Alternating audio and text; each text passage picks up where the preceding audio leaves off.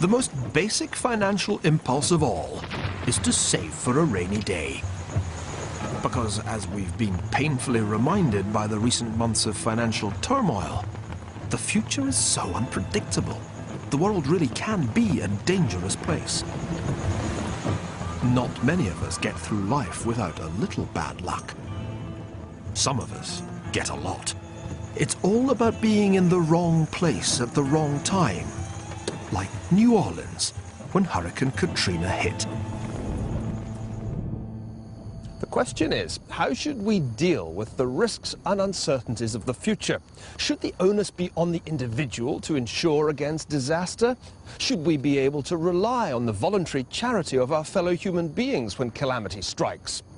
Or should we be able to count on the state, in other words, the compulsory contributions of our fellow taxpayers, to bail us out when the flood comes? That's a long way of asking a simple question. Are you insured? The British certainly think they are. Today, we pay a larger proportion of our income on insurance than any other people in the world. It's really rather odd, because Britain is one of the safest countries on earth.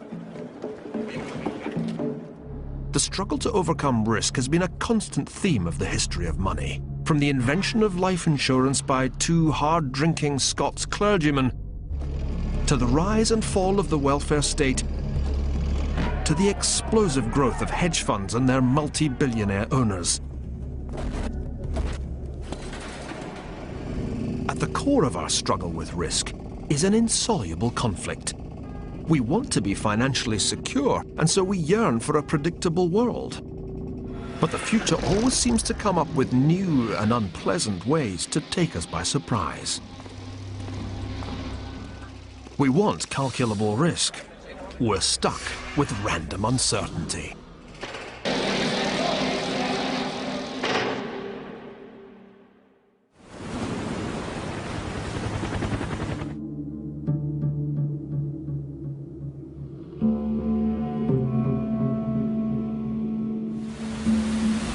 When Hurricane Katrina hit New Orleans in the last week of August 2005, it caused death and destruction.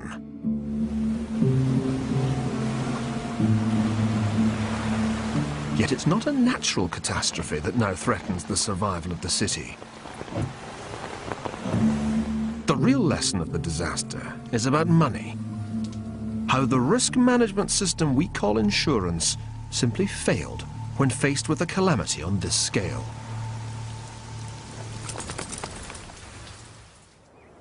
The hurricane didn't hit New Orleans directly.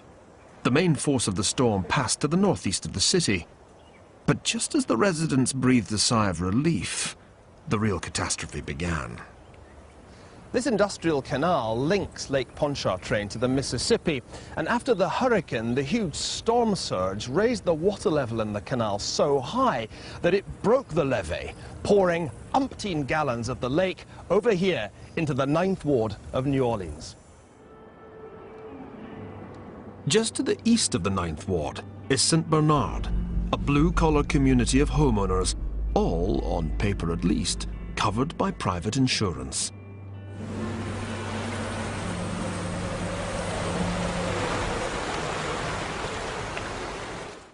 Councillor Joey DeFata refused advice to leave the city, staying put during the storm. Eventually, he was forced to retreat to the roof of the town hall as the waters kept rising. Complex. And as you can see, this is the water line. That's the water line. That's where it came up to. The water came in this building in 14 feet of water in 15 minutes. Wow. From the second floor of this building, I could see coming down Judge Perez a wall of water. In that wall of water was debris, cars, vehicles, pieces of roofs. And this wall of water, you guesstimate, had to be maybe 15 to 20 feet tall. And moving fast. Moving quickly, just coming down this boulevard street and just taking everything with it as it would come. The whole of St. Bernard Parish was inundated in just 15 minutes. only 5 houses out of 26,000 weren't flooded. More than 2,000 people were killed in Hurricane Katrina and the subsequent flooding. Here in St. Bernard Parish, 148 people lost their lives, mostly because they became trapped in their houses as the floodwaters rose.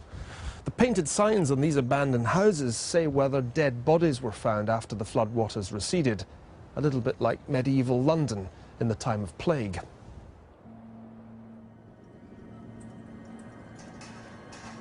Yet 3 years later, it's not flooding or plague that's killing New Orleans. A harsh financial reality has emerged. People can't live here anymore because they can't insure their homes. One man made it his mission to show the limits of private insurance when it comes to a really big crisis.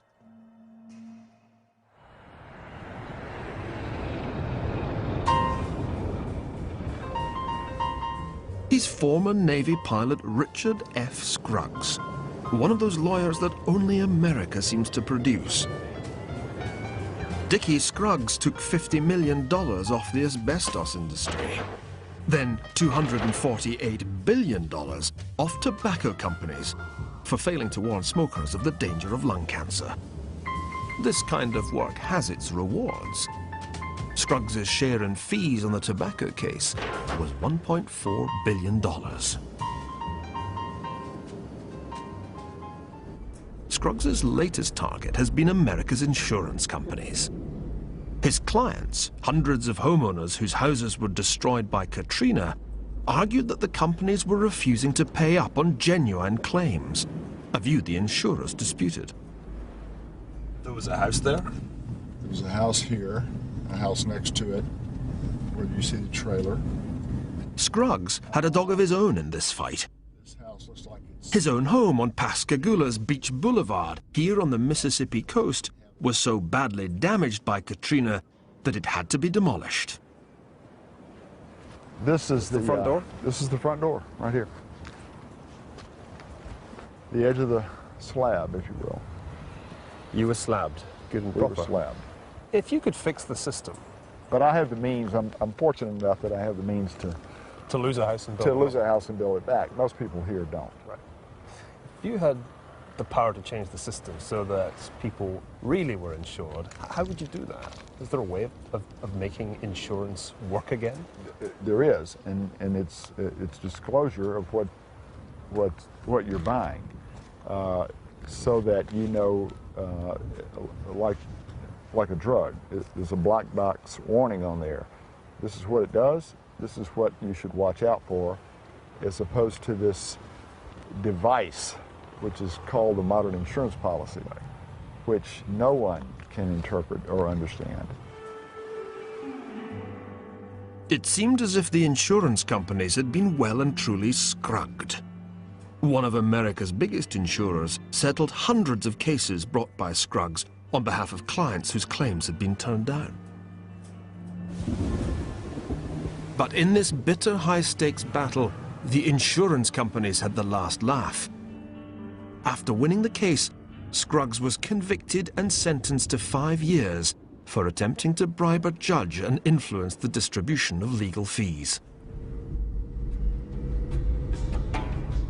And the big insurance companies responded to the weight of post-Katrina claims by in effect declaring parts of the Gulf Coast a no-home insurance zone. Today, as Councillor Joey DeFatta has found out, insuring a house in this part of New Orleans is virtually impossible. They can't get a mortgage either. That is correct. They have to make a choice. Do I build a house here, or do I relocate to another area where insurance may be a little bit cheaper and I can afford it? So that is hurting our community. It's taking our people away, the nucleus of this parish, and pulling them away. 3 years after disaster struck, St. Bernard Parish has only 1/3 of its pre-Katrina population.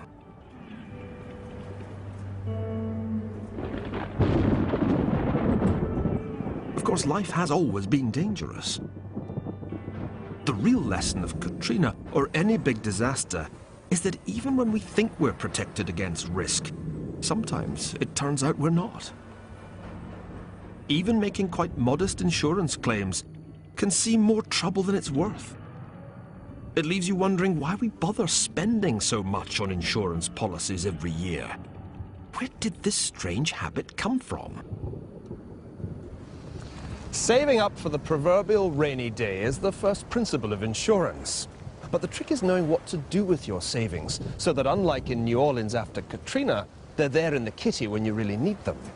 But to do that, you need to be more than usually canny, and that gives us a valuable clue as to where the history of modern insurance has its origins. Where else but in bonny, canny Scotland.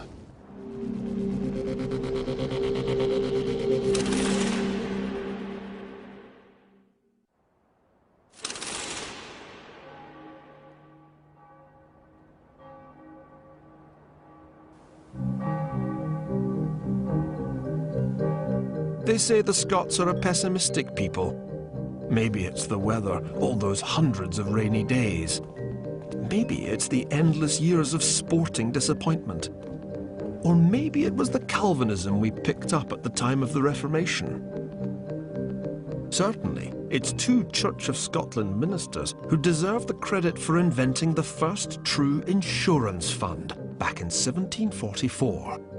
And fathering a multi-billion-pound industry.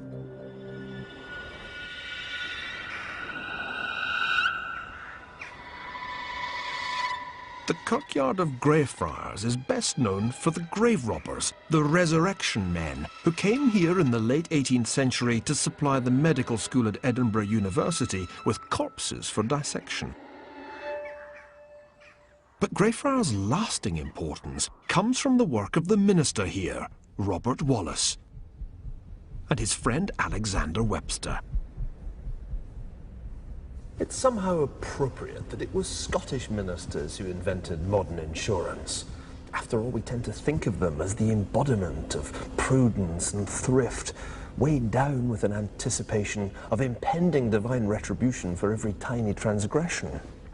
But in fact, Robert Wallace was a hard drinker as well as a mathematical prodigy, who liked nothing better than knocking back magnums of claret with his bibulous buddies.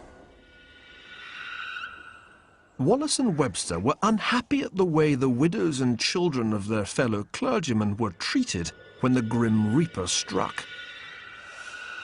They often found themselves homeless and penniless. The plan Wallace and Webster came up with was ingenious. The first true insurance fund in history. These are some of the voluminous calculations that Robert Wallace did, now housed at the National Archives of Scotland. And you can see how he ran the numbers over and over again, making very careful assumptions about the maximum number of widows and orphans that would have to be provided for. The key point, however, was that from now on, ministers wouldn't just pay money in that would be paid out when one of their number died.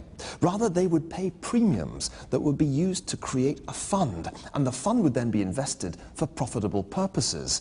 The widows and orphans henceforth would be paid out of the returns on that money, leaving the premiums to accumulate.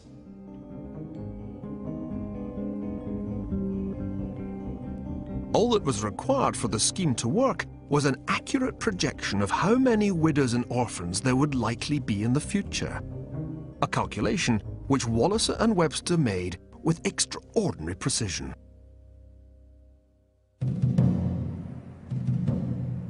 The creation of the Scottish Ministers' Widows' Fund was a milestone in financial history, for it provided a model not just for Scottish clergymen, but for everyone who aspired to provide for life's eventualities. By 1815, the principle of insurance was sufficiently widespread to be adopted for the widows of men who lost their lives fighting against Napoleon. At the Battle of Waterloo, your chances of getting killed were up to 1 in 4, but at least if you'd taken out insurance, you had the consolation of knowing that your wife and children wouldn't be thrown out onto the street. It gives a whole new meaning to the phrase, take cover.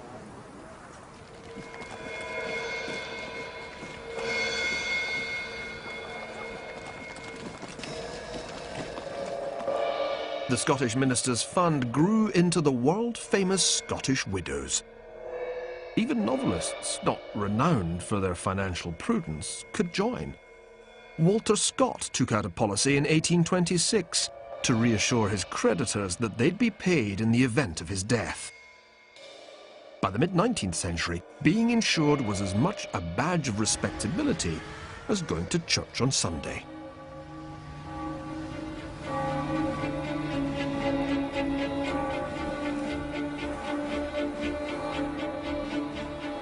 What no one anticipated back in 1744 was that the careful calculations of two Scottish ministers would grow into today's huge insurance industry. As Robert Wallace understood 250 years ago, size matters in insurance because the more people are paying into a fund, the easier it becomes, by the law of averages, to predict how much will have to be paid out each year. Although no individual's date of death can be known in advance, actuaries can calculate the likely life expectancy of a large group of individuals with quite astonishing precision.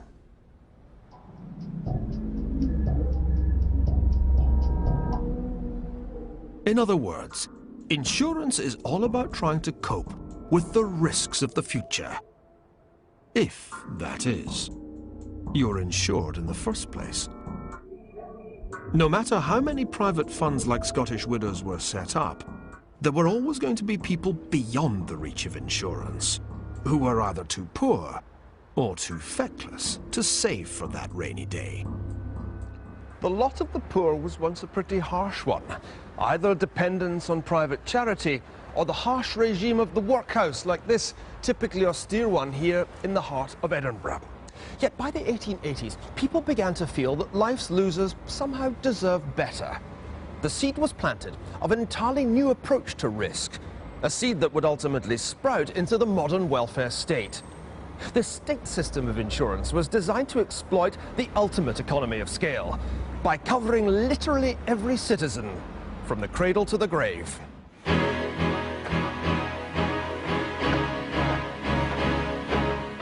Yet while we tend to think of the welfare state as a British invention, in fact the world's first welfare superpower was Japan.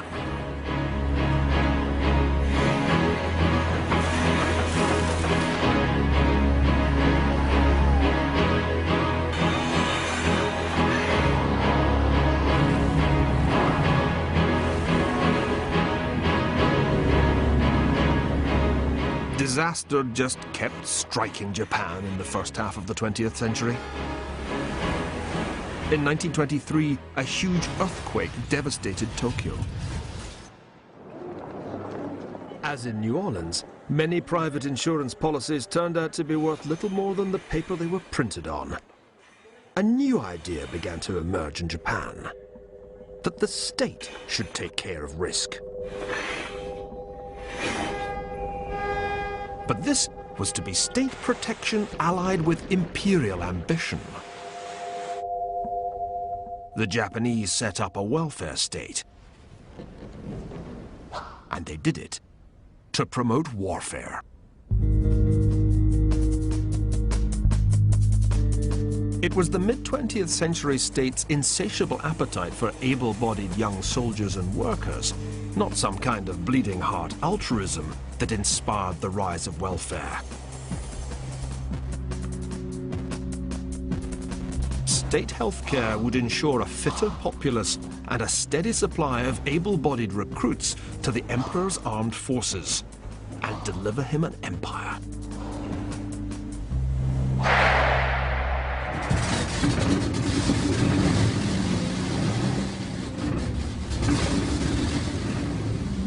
The wartime slogan, "All people are soldiers," was adapted to become "All people should have insurance."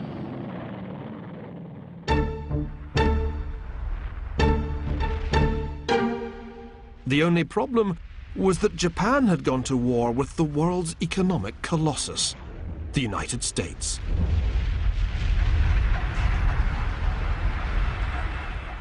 Japan's warfare state proved to be a massive mistake. Quite apart from the nearly 3 million lives lost in Japan's doomed bid for empire, by 1945, the value of Japan's entire capital stock seemed to have been reduced to zero by American bombers. Cities built largely out of wood were incinerated. Nearly a third of the urban population lost their homes.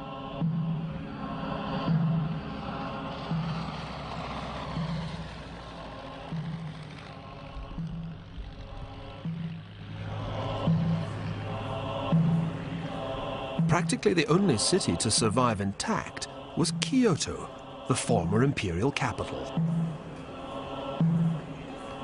1945 may have seen the end of the Japanese warfare state, but it wasn't the end of the Japanese experiment with state-sponsored welfare.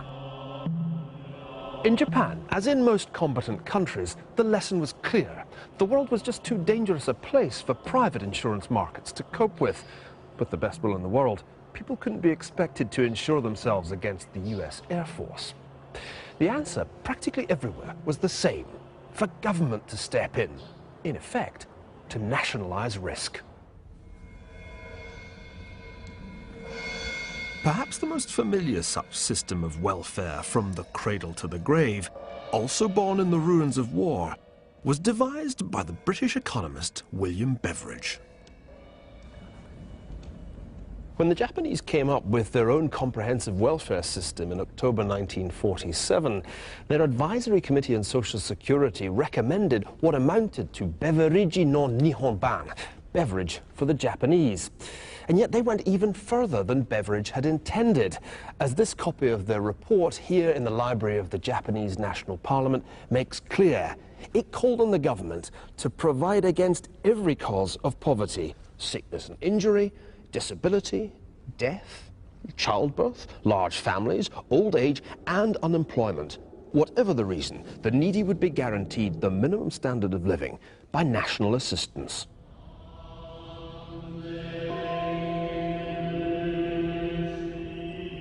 From now on, the Japanese would no longer have to rely on the benevolence of a feudal lord or the luck of the gods. The welfare state would cover them against all the vagaries and vicissitudes of the modern world. If they couldn't afford education, the state would pay. If they couldn't find work, the state would pay. If they were too ill to work, the state would pay. When they retired, the state would pay. And when they finally died, the state would pay their dependents.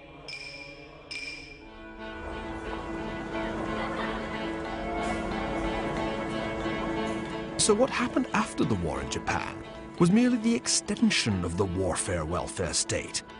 The slogan now became, all people should have pensions. The Japanese welfare state seemed to be a miracle of effectiveness. In public health and education, Japan led the world. By the late 1970s, the Japanese could boast that their country had become the welfare superpower.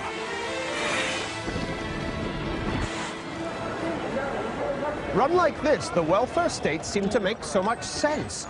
Japan had achieved security for all, the elimination of risk, while at the same time growing so rapidly that by 1968, it had the second largest economy in the world.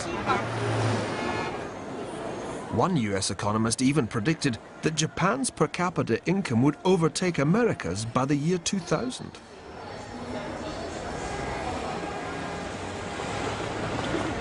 Welfare was working where warfare had failed to make Japan top nation. The key turned out to be not a foreign empire, but a domestic safety net. And yet there was a catch, a fatal flaw in the design of the post-war welfare state. Just what was it that caused those predictions of Japan's ultimate triumph to fail to come true? The welfare state looked to be working smoothly enough in 1970s Japan. But elsewhere, there were signs that all was not well. In Britain and throughout the Western world, The welfare state, it seemed, had removed the incentives without which a capitalist economy simply cannot function. The carrot of serious money for those who strive. The stick of hardship for those who are idle. The result was stagflation, low growth, and high inflation. What was to be done? One man and his pupils thought they knew the answer. Thanks in large measure to their influence, one of the great economic trends of the past 25 years has been for the welfare state to be dismantled, reintroducing people with a sharp shock to the unpredictable monster they thought they had escaped from. Risk.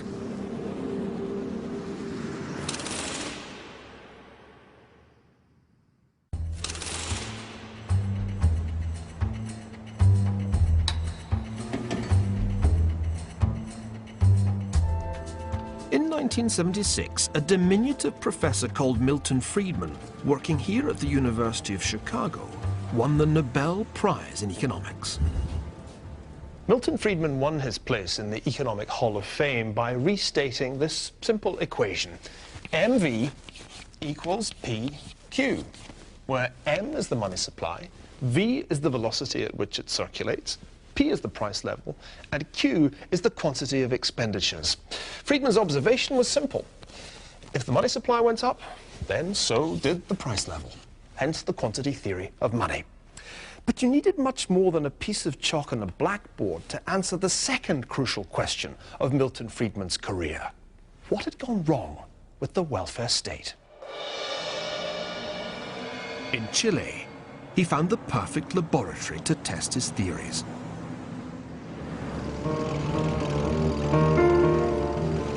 In September 1973, tanks had rolled through Santiago to overthrow the government of Chile's Marxist president, Salvador Allende, whose attempt to turn the country into a communist state had ended in total economic chaos and a call by the Chilean parliament for a military coup.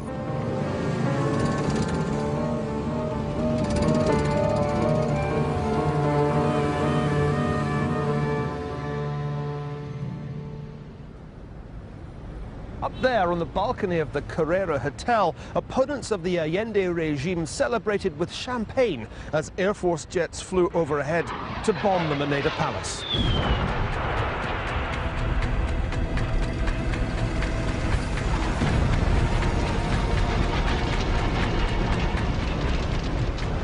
Here in the palace, Allende prepared to make a desperate last stand, armed with an AK-47 presented to him by his Cuban role model, Fidel Castro.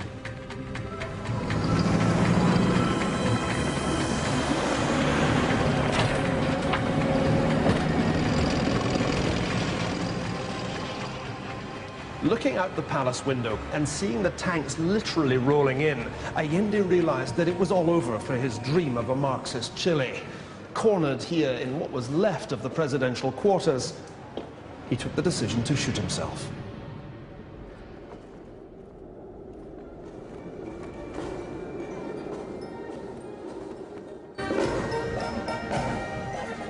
"35 years later, you can still see the bullet holes in some of the buildings around the square.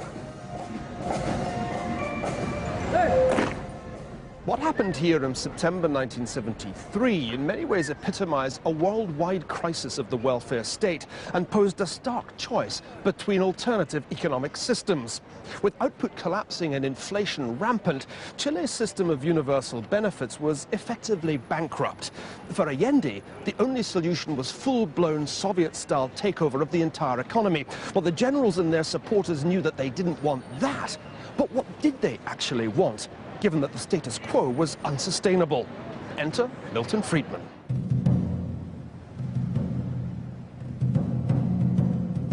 In March 1975, Friedman flew from Chicago to Chile to answer that question.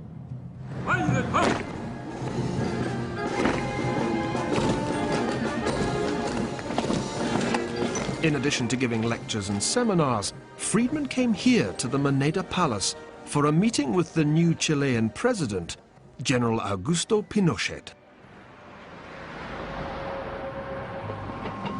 Friedman spent 3/4 of an hour with Pinochet, urging him to reduce the government deficit that he'd identified as the main cause of Chile's sky-high inflation, then running at an annual rate of 900%.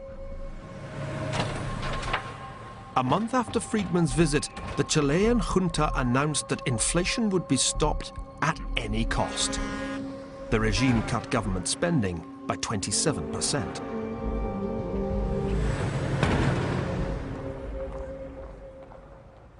This problem of inflation is not of recent origin. It arises from trends towards socialism that started 40 years ago and reached their logical and terrible climax in the Allende regime.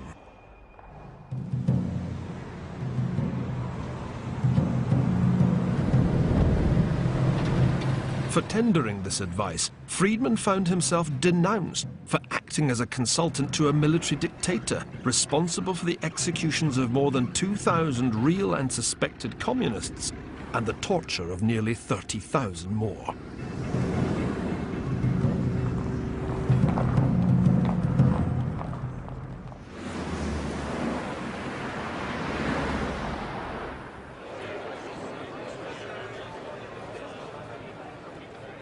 Chicago's role in Chile's new regime consisted of more than just a visit by Milton Friedman, however.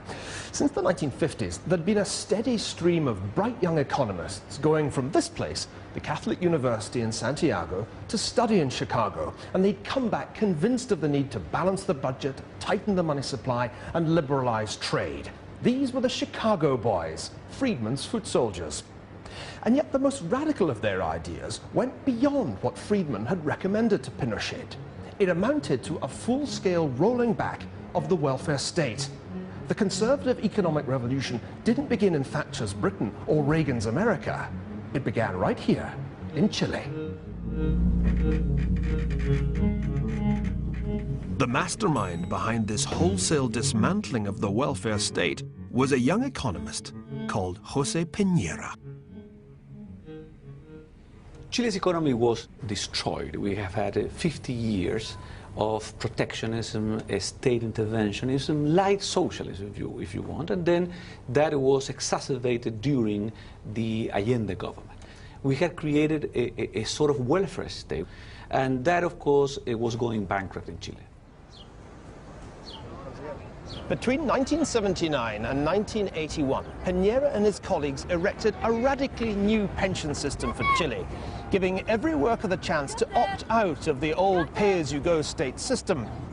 Instead of a payroll tax, each worker now could put 10% of his wages aside into an individual personal retirement account to be managed by private competing companies. There was also a small premium for disability and life insurance. The idea was to give each worker a sense that the money being put aside was his own property, his own capital.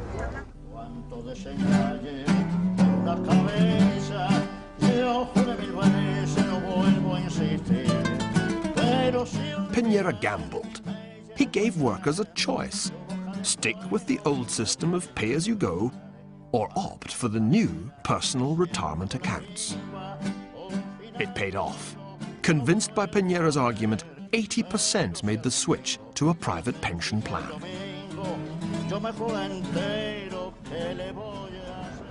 But was it worth it? Was it worth the huge moral compromise that the Chicago boys and the Harvard man made when they got into bed with a torturing, murderous dictatorship? Well, the answer to that question very much depends on whether you think their reforms helped pave a peaceful way back to a sustainable democracy in Chile. And I think they did.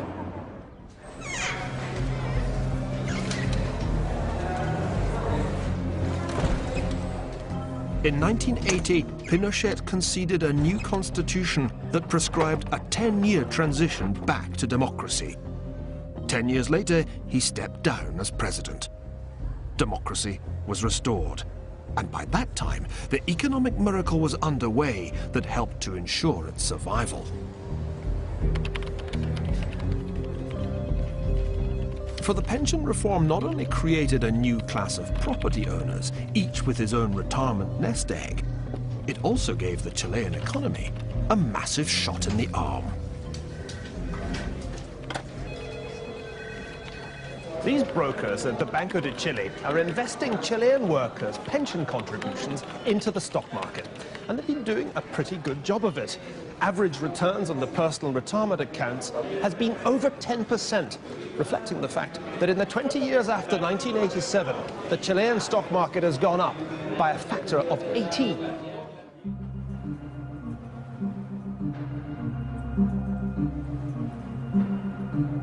There is a downside to the system, to be sure. Since not everyone in the economy has a regular full-time job, not everyone ends up participating in the system, which leaves a substantial chunk of the population with no pension coverage at all.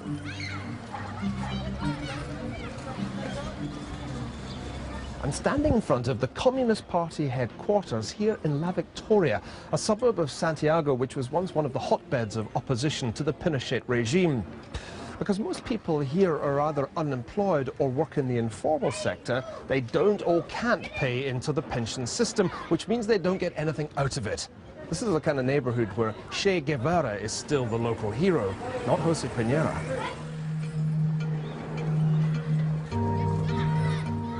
The poor of Chile may not have a private pension plan and may have to make do with a meagre government handout in their old age. But even they've benefited from Chile's rapidly growing economy. Growth makes a difference in the life of every citizen. The poverty rate in Chile has gone down from around 50% to 13% now. So this has been really a huge success, and the pension reform has been a critical element in this. The improvement in Chile's economic performance since the Chicago Boys reforms is really very hard to argue with. In the 15 years before Milton Friedman's visit, the growth rate here was a measly 0.17% a year. In the subsequent 15 years, it increased by a factor of nearly 20. The poverty rate here is down to 15%, compared with 40% in the rest of Latin America. And when you look down at Santiago's shiny new financial district, you can see why the Chilean pension reform has been imitated right across the region, and indeed around the world. For Britain's Margaret Thatcher, the general from Chile and the professor from Chicago were heroes who demonstrated that only by rolling back the welfare state could governments revive economic growth. Yet one country where this recipe has not been tried is the country that's come to need it most: Japan. So successful was the Japanese welfare superpower that by the 1970s, life expectancy was the longest in the world.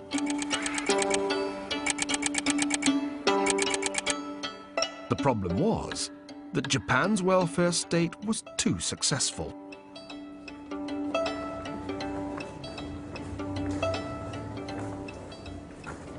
Today, the programs run here at Japan's Ministry of Welfare rely on an ever smaller number of active workers to support an ever-rising population of retirees. Back in 1960, there was something like 11 active workers for every one retired person. But by 2025, that number could sink as low as 2. In other words, there'll be one old age pensioner for every 2 bureaucrats working here at the ministry. In just 30 years, the cost of social security benefits has risen in relation to Japan's national income by a factor of 4. Today, virtually all Japan's health insurance societies are in deficit, and the pension funds are nearly out of money too. Japan's once so super welfare state is threatening to bankrupt the nation.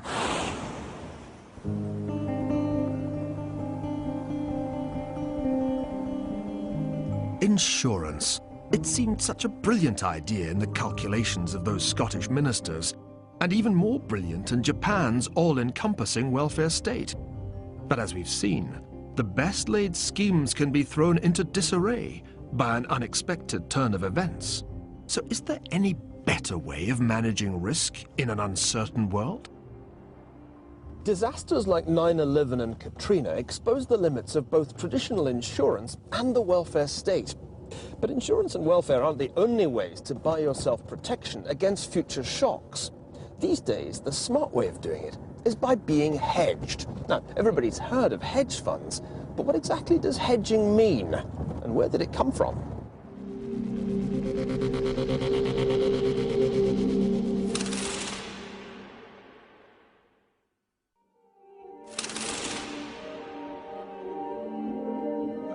To most of us, hedge funds are a mystery. But the one thing we do know is that they can make you stupendously rich.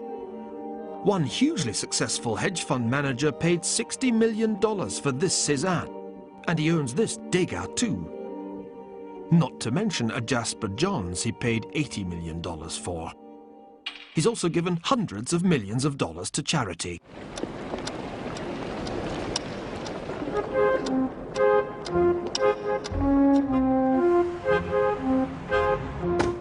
Ken Griffin is the founder of the Citadel Investment Group, one of the world's biggest hedge funds. Last year, he navigated his way through the credit crunch so successfully that he was able to pay himself more than $1 billion.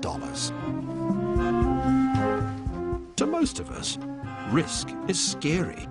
But all of Griffin's vast wealth has come because he's found a way of managing risk with a mixture of mathematical precision and brilliant intuition. Nothing is constant. Nothing is the way it's always been.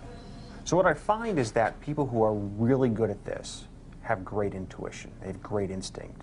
Their gut actually tells them something.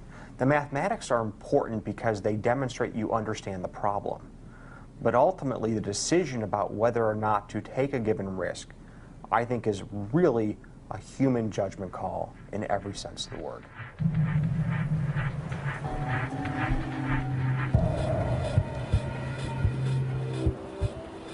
The origins of hedging, appropriately enough, are agricultural.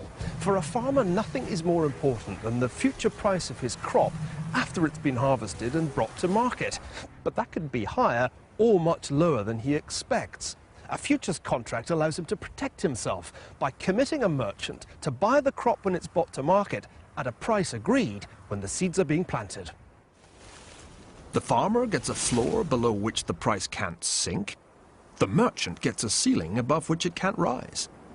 By signing a futures contract, both the farmer and the merchant have hedged their bets. Both parties are better off, and because of that, the world as a whole is much better off. It encourages capital formation. It encourages investment. It encourages people to do what is needed to be done to make the world a better place. With the development of a standardized futures contract, agreed rules, and an effective clearinghouse, the first true futures market was born. And its birthplace was here in the Windy City, Chicago. After the city's futures exchange was established in 1874, hedging commodities became standard practice. The next step was for a conditional kind of future to evolve, the option. Some of this really is the financial equivalent of rocket science, but the underlying principle is simple. Because they're derived from underlying assets, all futures contracts are known as derivatives. But an even smarter kind of derivative is an option. The buyer of a call option has the right, say, to buy a barrel of oil for $120 in a year's time. Now, if the price of oil rises to $150 a barrel, then the option is in the money, and the smart guy makes a profit of $30. But if that doesn't happen, if the price of oil stays the same or actually declines, he's under no obligation to carry through the deal. All he does is to write off the cost of the option itself. Well, it's by buying and selling complex, smart derivatives like options that Ken Griffin has become a billionaire. In theory, derivatives offer a new way to hedge against an uncertain future, a much smarter way than boring old insurance, and much more profitable. In the past decade, derivatives have seemed to take over the world of finance. By the end of 2007, the notional value of all derivatives contracts reached a staggering $596 trillion. That's 43 times the size of the American economy.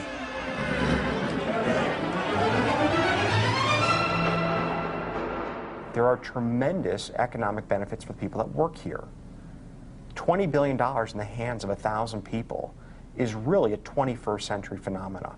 This never happened 50 years ago. Yet as many have discovered to their great cost recently, there are downsides to derivatives too. When billionaire investor Warren Buffett described derivatives as financial weapons of mass destruction, he all but prophesied the downfall of American insurance giant AIG, whose European headquarters are there behind me, brought low not by selling insurance policies, but by selling derivatives that blew up in its face. Even Ken Griffin's hedge fund has lost a fifth of its value in a single month as a result of dodgy derivative trades. Our basic human urge to protect ourselves against risk has proved frustratingly difficult to satisfy.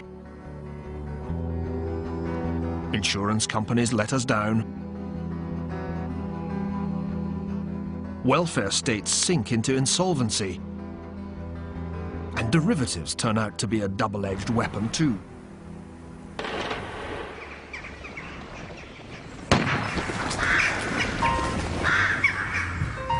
And so for many families, providing for the future now takes one very simple form: an investment in a house, the value of which is supposed to keep going up until the day the breadwinners need to retire. If the pension plan falls short, never mind. There's always home, sweet home. As a pension or an insurance policy, this strategy has one very obvious flaw. It represents a one-way, totally unhedged bet on a single market, the property market. But, as we'll see in the next episode of The Ascent of Money, a bet on bricks and mortar, or good old Japanese wood, is anything but as safe as houses.